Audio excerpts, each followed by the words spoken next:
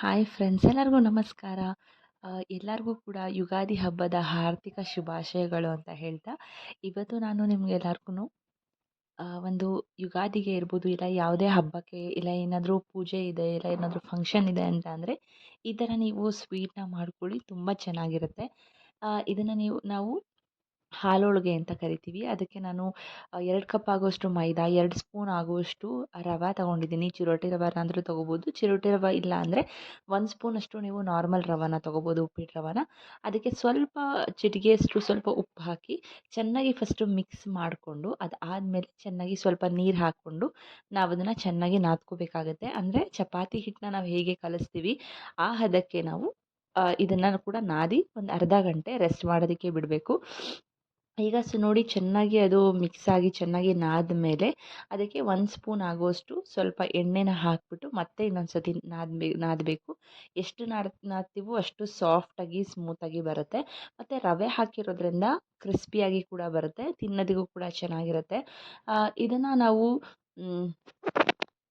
ಇವಾಗ ಇದನ್ನು ಚೆನ್ನಾಗಿ ಆದಮೇಲೆ ಸ್ವಲ್ಪ ಎಣ್ಣೆ ಹಾಕಿ ನಾದ್ಕೊಂಡ್ಮೇಲೆ ಸ್ವಲ್ಪ ರೆಸ್ಟ್ ಮಾಡೋಕ್ಕೆ ಬಿಡೋಣ. ಅಷ್ಟೊತ್ತಿಗೆ ನಾವು ಇದನ್ನು ನೆಂಚ್ಕೊಳ್ಳೋದಕ್ಕೆ ಅಂತ ಅಂದರೆ ನಾವು ಹಾಲು ಹೋಳಿಗೆಗೆ ನಾವಿವಾಗ ಹಾಲನ್ನು ರೆಡಿ ಮಾಡ್ಕೋಬೇಕಾಗತ್ತೆ.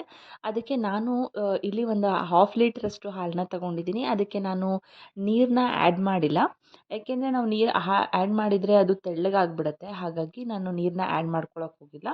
ಅದಕ್ಕಿಂತ ಮುಂಚೆ ನಾವು ಹಾಲನ್ನ ಇಟ್ಕೊಳ್ಳೋಕ್ಕಿಂತ ಮುಂಚೆ ಫಸ್ಟು 1 ಸ್ಪೂನಷ್ಟು ಅಕ್ಕಿ ಸ್ವಲ್ಪ ಕೆಂಪಗಾಗೋ ತನಕ ಹುರ್ಕೊಳ್ಳೋಣ. ಈ ಅಕ್ಕಿ ಹಾಕೋದ್ರಿಂದನೂ ಕೂಡ ಟೇಸ್ಟ್ ಡಿಫ್ರೆಂಟಾಗಿ ಬರುತ್ತೆ ಮತ್ತು ಹಾಲು ಸ್ವಲ್ಪ ಗಟ್ಟಿ ಆಗುತ್ತೆ. ನಾನಿಲ್ಲಿ ಅಕ್ಕಿ ಮತ್ತು ಗಸಗಸೆನೇ ಕೂಡ ತೊಗೊಂಡಿದ್ದೀನಿ. ನಿಮಗೆ ಇಷ್ಟ ಇಲ್ಲ ಅಂತ ಅಂದರೆ ಅಕ್ಕಿ ಮತ್ತು ಗಸಗಸೆನ ಎರಡನ್ನೂ ಸ್ಕಿಪ್ ಮಾಡ್ಕೋಬೋದು. ಏಕೆಂದರೆ ನಾವು ಇದರಲ್ಲಿ ಮುಂಚೆನೇ ಗೋಡಂಬಿ ಮತ್ತು ಬಾದಾಮಿನ 7ರಿಂದ 8 ಬಾದಾಮಿ, ಇಲ್ಲ 7ರಿಂದ 8 ಗೋಡಂಬಿ ಎರಡನ್ನೂ ಕೂಡ ನೆನೆಸ್ಕೊಂಡು ಇಟ್ಕೊಂಡಿದ್ವಿ ಅರ್ಧ ಗಂಟೆ ಮುಂಚೆ ಬಿಸಿನೀರಲ್ಲಿ. ಅದನ್ನು ಕೂಡ ರುಬ್ಬಿ ಹಾಕೋದ್ರಿಂದ ಅದು ಕೂಡ ಗಟ್ಟಿ ಆಗುತ್ತೆ. ಇದು ಸ್ವಲ್ಪ ಫ್ಲೇವರ್ ಡಿಫ್ರೆಂಟ್ ಆಗಿರುತ್ತೆ. ಹಾಗಾಗಿ ನಾನು ಅಕ್ಕಿ ಮತ್ತು ಗಸಗಸೆನೂ ಕೂಡ ಹುರ್ಕೊಂಡು ಹಾಕ್ಕೊಂಡಿದ್ದೀನಿ. ಇವಾಗ ನಾನು ಹೇಳಿದಾಗೆ 1/2 ಲೀಟ್ರಷ್ಟು ನಾನು ಇಲ್ಲಿ ಹಾಲನ್ನ ತಗೊಂಡಿದ್ದೀನಿ. ಯಾವುದೇ ಥರ ನಾನು ಅದಕ್ಕೆ ನೀರನ್ನಾಗಲಿ ಏನನ್ನೂ ಕೂಡ ಆ್ಯಡ್ ಮಾಡಿಲ್ಲ. ಯಾಕೆಂದರೆ ನಾವು ಗೋಡಂಬಿ ಮತ್ತು ಬಾದಾಮಿನ ರುಬ್ಬಿದ್ದನ್ನು ಕೂಡ ಪೇಸ್ಟ್ ಹಾಕೋದ್ರಿಂದ ಅದರಲ್ಲೂ ಸ್ವಲ್ಪ ವಾಟರ್ ಕಂಟೆಂಟ್ ಇದೆ. ವಾಟರ್ನ ಆ್ಯಡ್ ಮಾಡಿ ನಾವು ರುಬ್ಬೋದ್ರಿಂದ ಅದಕ್ಕೆ ಇದಕ್ಕೆ ಮ್ಯಾಚ್ ಆಗೋಗುತ್ತೆ. ಸ್ವಲ್ಪ ತಿಕ್ಕಾಗೇ ಇರಬೇಕು, ತುಂಬ ತಿಕ್ಕು ಇರಬಾರ್ದು, ತುಂಬ ತೆಳ್ಳಗೂ ಇರಬಾರ್ದು. ತುಂಬ ತೆಳ್ಳಗಿದ್ದರೆ ನಮಗೆ ಟೇಸ್ಟ್ ಸಿಗೋದಿಲ್ಲ. ನಾವು ಪೂರಿ ಥರ ಮಾಡಿ ಅದ್ರ ಮೇಲೆ ನಾವು ಈ ಹಾಲನ್ನ ಹಾಕೋದ್ರಿಂದ. ಇವಾಗ ನಾನಲ್ಲಿ 1 ಕಪ್ಪಷ್ಟು ಶುಗರ್ನ ತೊಗೊಂಡಿದ್ದೀನಿ.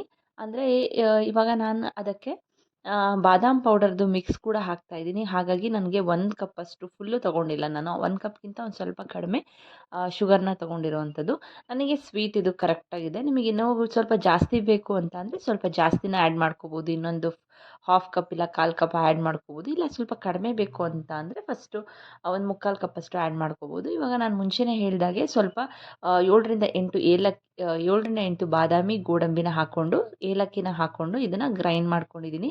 ಇವಾಗ ಇದು ಒಂದು ಕುದಿ ಬಂದಮೇಲೆ ನಾವು ರುಬ್ಬಿಟ್ಕೊಂಡಿರೋವಂಥದ್ದನ್ನು ಅದಕ್ಕೆ ಹಾಕಿ ಚೆನ್ನಾಗಿ ಕುದಿಸ್ಬೇಕು.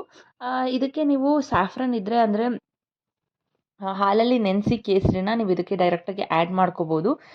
ಕೇಸರಿ ಇಲ್ಲ ಅಂತ ಅಂದರೆ ನೀವು ಇದಕ್ಕೆ 1 ಸ್ಪೂನಷ್ಟು ನಾನಿಲ್ಲಿ MTR ಬಾದಾಮ್ ಪೌಡರ್ ಯಾವುದಿರುತ್ತೆ ಅದನ್ನು ಕೂಡ ನೀವು ಹಾಕ್ಕೋಬೋದು. ಅದರಲ್ಲಿ ಕೇಸರಿ ಆ್ಯಡ್ ಆಗಿರೋದ್ರಿಂದ ಅದೇ ಫ್ಲೇವರ್ ಕೂಡ ನಿಮಗೆ ಇದರಲ್ಲಿ ಎನ್ಹಾನ್ಸ್ ಆಗ್ತಾ ಬರುತ್ತೆ. ಹಾಗಾಗಿ ನಾವು ಕೇಸರಿನ ಆ್ಯಡ್ ಮಾಡೋದು ಒಂದು ಬಂದು ಕಲರಿಗೋಸ್ಕರ, ಇನ್ನೊಂದು ಟೇಸ್ಟ್ ಕೂಡ ಚೆನ್ನಾಗಿರುತ್ತೆ ಕೇಸರಿ ಆ್ಯಡ್ ಮಾಡೋದ್ರಿಂದ.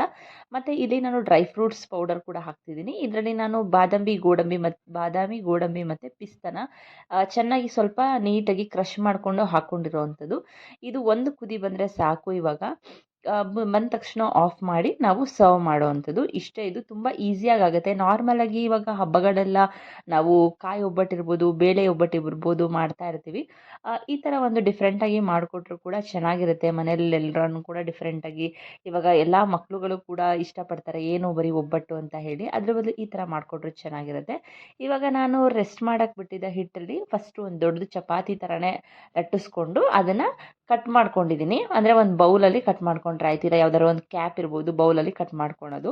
ಕಟ್ ಮಾಡಿಕೊಂಡು ಇವಾಗ ಎಣ್ಣೆನ ಚೆನ್ನಾಗಿ ಫಸ್ಟು ಆದಮೇಲೆ ಮೀಡಿಯಮ್ ಫ್ಲೇಮಿಗೆ ಇಟ್ಕೊಂಡು ನಾವು ಕರಿಬೇಕಾಗುತ್ತೆ. ಆವಾಗ ನಮಗೆ ಪೂರಿ ಒಂದು ಉಬ್ಬಿ ಬರುತ್ತೆ. ಆಮೇಲೆ ತುಂಬ ಇದೇನು ಗೋಲ್ಡನ್ ಕಲರ್ ಆಗೋ ಆಗಬೇಕು ಅಂತ ಏನಿಲ್ಲ. ನೀಟಾಗಿ 2 ಸೈಡು ಬೇಯಿಸ್ಕೊಂಡ್ರೆ ಸಾಕು. ಅಷ್ಟೇ. ಇದು ತುಂಬ ಈಸಿ ಮತ್ತು ಬೇಗ ಆಗುವಂಥ ಒಂದು ಸ್ವೀಟು. ಯಾರಾದರೂ ಕೂಡ ನಿಮ್ಮ ಮನೆಗೆ ಬಂದ್ರೂ ಕೂಡ ದಿಢೀರಂತ ಯಾರಾದರೂ ರಿಲೇಟಿವ್ಸ್ ಇರ್ಬೋದು, ಫ್ರೆಂಡ್ಸ್ ಯಾರೇ ಬಂದ್ರೂ ಏನಾದರೂ ಸ್ವೀಟ್ ಇರ್ಬೋದು, ಪಾಯಸ ಈ ಥರ ಎಲ್ಲ ಮಾಡೋದಕ್ಕಿಂತ ಈ ಥರ ಮಾಡಿಕೊಟ್ರೆ ಡಿಫ್ರೆಂಟಾಗಿರುತ್ತೆ. ಹೋಟೆಲಲ್ಲಿ ಹೊರಗಡೆ ಎಲ್ಲ ತಿಂದಿರ್ತೀವಿ ನಾವು ಈ ಥರ, ಮನೇಲಿ ಮಾಡಿರಲ್ಲ. ಒಂದ್ಸತಿ ಟ್ರೈ ಮಾಡಿ, ಖಂಡಿತವಾಗ್ಲೂ ಎಲ್ಲರಿಗೂ ಕೂಡ ಇಷ್ಟ ಆಗುತ್ತೆ ಈ ರೆಸಿಪಿ. ನಾನು ಅಷ್ಟೇ ಯುಗಾದಿ ಹಬ್ಬಕ್ಕೆ ಅಂತ ಒಬ್ಬಟ್ಟು ಮಾಡಿರಲಿಲ್ಲ. ಹಾಲು ಹೋಳ್ಗೆನೇ ಮಾಡಿದ್ದಿದ್ದು. ಏಕೆಂದರೆ ಎಲ್ಲರಿಗೂ ಒಬ್ಬಟ್ಟು ತಿಂದು ಒಂಥರ ಬೇಜಾರು ಅನಿಸಿರುತ್ತೆ. ಹಾಗಾಗಿ ಎಲ್ಲರ ಮನೇಲೂ ಒಬ್ಬಟ್ಟು ಮಾಡಿದಾಗ ನಾವು ಸಪ್ರೇಟಾಗಿ ಬೇರೆ ಥರ ಮಾಡಬೇಕು ಅಂತಲೇ ನಾನು ಈ ಥರ ಟ್ರೈ ಮಾಡಿದೆ. ನಮ್ಮ ಮನೆಯವ್ರಿಗೆ ಎಲ್ಲರಿಗೂ ಕೂಡ ಇಷ್ಟ ಆಯಿತು. ಮತ್ತು ನಾವು ರವೆ ಹಾಕಿರೋದ್ರಿಂದ ಕ್ರಿಸ್ಪಿನೆಸ್ ಕೂಡ ಹಾಗೇ ಇರುತ್ತೆ. ಮತ್ತು ನಾವು ಇದನ್ನು ಬಿಸಿ ಬಿಸಿಯಾಗೇ ಸರ್ವ್ ಮಾಡಬೇಕು. ಬಿಸಿಯಾಗಿದ್ದಾಗ ತಿಂದ್ರೇ ಚೆಂದ, ಇಲ್ಲ ಅಂತಂದರೆ ನಾರು ಥರ ಆಗೋಗ್ಬಿಡುತ್ತೆ. ಇವಾಗ ನಾನು ಅದಕ್ಕೆ ಸರ್ವಿಂಗ್ ಬೌಲ್ಗೆ 2 ಪೂರಿನ ಇಡ್ತಾ ಇದ್ದೀನಿ. 2 ಪೂರಿ ಇಟ್ಬಿಟ್ಟು ನಾವು ಹಾಲು ಏನು ಮಾಡಿದ್ವಿ ಆ ಮಿಕ್ಸ್ಚರ್ನ ಅದಕ್ಕೆ ಹಾಕಿ ಅದ್ರ ಮೇಲೆ ಸ್ವಲ್ಪ ಗೋಡಂಬಿ, ಬಾದಾಮಿ, ಪಿಸ್ತಾ ಇದನ್ನೆಲ್ಲ ಹಾಕಿ ಡ್ರೈ ಫ್ರೂಟ್ಸ್ ಹಾಕಿ ಕೊಟ್ಟರೆ ಟೇಸ್ಟ್ ಚೆನ್ನಾಗಿರುತ್ತೆ. ಮತ್ತು ಎಲ್ಲರಿಗೂ ಕೂಡ ಇಷ್ಟ ಆಗುತ್ತೆ. ಎಲ್ಲರೂ ಕೂಡ ಲೈಕ್ ಮಾಡ್ತಾರೆ ಮನೇಲಿ ಅಂತ ಹೇಳಕ್ಕೆ ಇಷ್ಟಪಡ್ತೀನಿ. ಮತ್ತು ಟ್ರೈ ಮಾಡಿ. ಯಾರಿಗೆಲ್ಲ ಈ ಡಿಶ್ ಗೊತ್ತಿದ್ದರೆ ಕಮೆಂಟ್ ಮಾಡಿ. ಮತ್ತು ಯಾರಾದರೂ ಟ್ರೈ ಮಾಡಿದರೂ ಕೂಡ ಇದನ್ನು ಕಮೆಂಟ್ ಮಾಡಿ.